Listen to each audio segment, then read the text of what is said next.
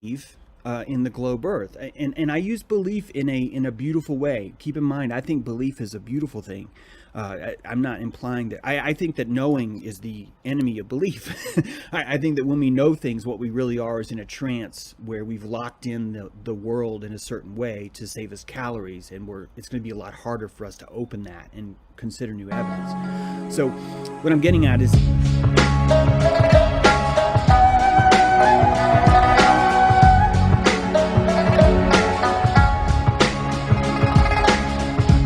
but I've been using the word aperture to explain what I mean. Our aperture, right, is only big enough to accept that government would or would not lie to us. I have friends that were wearing masks now. They believe in the COVID virus, and it's because their aperture is not able to fit in the idea that government would lie to them. It's a very small hole.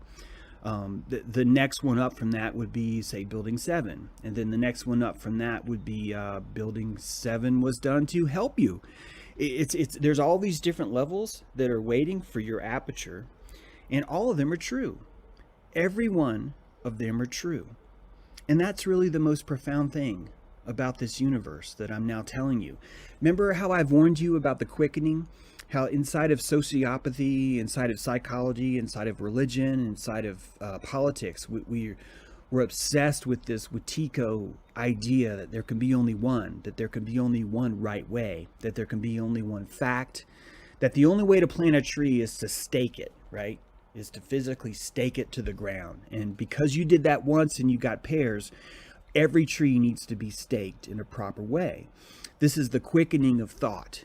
And most globe earthers, a lot of flat earthers have it too. In fact, most people have this. They're playing the quickening with thought. They believe that truth and ideas should always be consistently the same, and that there should be no convergence at all. In fact, if there is, someone is either lying, mistaken, or as some people like to say, oh, he's a shill. He's a shill. A quick aside here: the people that are saying that the flat Earth is a CIA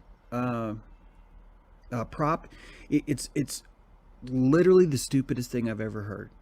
If you're implying that the CIA was around in Tibet, like 15,000 years ago, let's just take a moment for those people. Okay, but it all comes down to aperture. It all comes down to, what are you willing to accept? What is the essence of the universe that you can take in, and with that, what information can you extract and glean from it? And this is all because of compassion. What I mean by that is that with my new compassion aside, I'm not saying I'm more compassionate than anyone. I'm just less uncompassionate than I was a week ago. With this newfound compassion I can watch Ken, and I can see through his cosmology and still find gold in what he has to say. And that's what his video does. It's showing me some gold that he didn't even know was there because his aperture isn't ready. But that's fine. That's fine. I still would like for us to study how that works. How in the world is that even possible? And so I put together a few little things here. This is a chart of focal length / angle of view, and it's basically showing you. I need to get this where I can pause it. Sorry guys, I should have done this before. I thought it was hide when slide should transit slide automatic manual, use hotkeys. Sorry about that. I should have had this ready, and I gotta go down here and turn on the hotkeys. La, sorry about that. I'm an amateur, but that's okay, cause I'm doing it quick, yeah, and you're getting a free song out of it. Yeah. Okay, now, is that right? No, it still doesn't work. Sometimes that does not work. Wait, yeah, so, there we go. Okay, so you got focal length, angle of view, right? So at the top, in super telephoto mode, you're pretty much seeing the world one-to-one. What I mean by that is that straight lines are straight, and you have a very, very thin depth of field, right? Super telephoto, you're only going to see just a little bit, 600 millimeters in this chart. The chart numbers don't really matter, but as you go down through your lenses, you're seeing that super telephoto, medium telephoto, then normal. Look how normal is actually pretty curved. meaning that as you go to the left and the right side of your frame, you're going to get some bending of light. And then as you keep going, you'll get wide angle. It's even worse. And then you've got extra wide angle. And if you look down the very bottom, you see fisheye. You see a fisheye that's literally showing you half of the world. But everything's distorted, right? Everything's distorted. All of these are true, aren't they? Super telephoto, telephoto, medium telephoto, normal, wide angle, extra. These are all normal, meaning that they're not, it's not like they're making up data, right, to show you. It's not like they're creating a world, drawing it, and then making shit wrong, and then coming back and trying to lie to you in some secret CIA program to tell you the fisheye lens is real or whatever. It's not that. All these people, whichever lens you have on, whichever focal length you have chosen, is going to show you the world based on that length. And that's what Ken is. Ken has a super telephoto or a medium telephoto. Again, this is not, guys, there's not a right answer, okay? Just like a photographer would pull off a great shot with fisheye versus a great shot with super telephoto. These are just spectrums of viewing the world through your camera lens. That's all.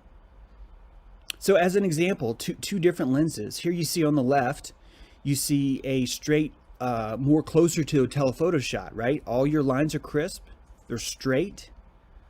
And then on the right, you've got your fisheye. I realize this is all basic, guys, but I'm getting ready to build on this. I just had to start here. So your fisheye is showing you more of the world. However, that world is distorted compared to what it was before. We're not really into aperture yet. We're actually just into focal length. Now, when you've got aperture, what you're really doing is you're defining how much of the depth of field is going to be in focus. All right, you can see on the left that a small aperture has a larger area that is in focus, while a wider aperture has a smaller area that's in focus. Basically, as you shutter down, as you close your aperture, I should say, you're also closing your window of what will be in focus. They call this bokeh or bokeh or whatever. It's the idea that part of your scenery is going to be blurred out. It's going to make your actor pop because the rest of the scene is blurred out behind him. Now I want you to combine aperture and focal length, and I want you to apply that to your third eye. All right, I want you to apply that. I want you to apply that to your all-seeing equipment. I'm clarifying that because you are seeing the world through multiple senses, whether you know it or not. All of this is being jacked back into your eyes, and it's being used to visualize the world. You don't actually see the world, you actually visualize the world. And that is an intense spoon of gravy to take in. What you see is not necessarily what we get.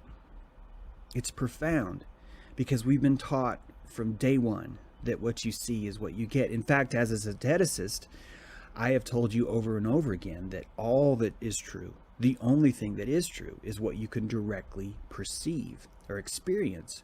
But I'm not saying what you can directly see, because what's really happening is the pineal gland is seeing the world.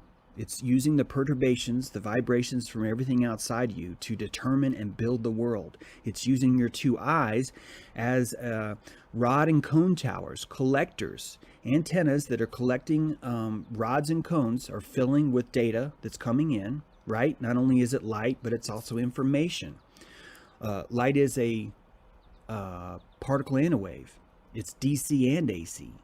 It's an asynchronous data. It's in a polarity of good and evil. It's in a polarity of dark and light. And that polarity has with it an underlying signal. It's no different than listening to someone on a walkie-talkie speak German when you speak English. When that's happening, you're hearing the German. You can record the German. You can write down all the syllables. You could record it with a tape recorder, but you don't actually know what the person's saying. However, if he started to speak English, not only would you still be getting the radio signal in, but you'd actually be interpreting information as well. We have this aperture of information. It's accepting truth based on what it is we're comfortable to perceive. what it is. And when I use comfortable, it's more about what lens we've chosen to perceive the world through. You can change your lens whenever you want. Some of you might listen to a podcast by me and change your lens. Some of you might do that with Ken and change your lens. Some of you might be walking in nature and decide, this lens is faulty. I need to put on a different lens. And you see the world through a whole new perspective. That's what's happening now. We are learning to unstake the pear tree. We are learning that pear trees can grow without a stake. What they need is love and attention and belief. It's a different kind of farming. It's a different kind of site farming. We are farming for photons using a percolation method instead of putting them inside a grow room in our closet so the cops can't find us. It's a totally different system of how you're finding truth. In fact, it's a system that's so different that you are now at the point where you understand the value of planting in the field, planting in a greenhouse, planting in a pot. Same as you know that inside your camera bag, you've got a fisheye lens, you have a telephoto lens, you have a 50-50. You have these lenses and none of them is correct. None of them is right. In fact, if you're a good photographer, you're going to use the right lens to capture the scene in the most effective way possible. What we're talking about is an aperture of consciousness.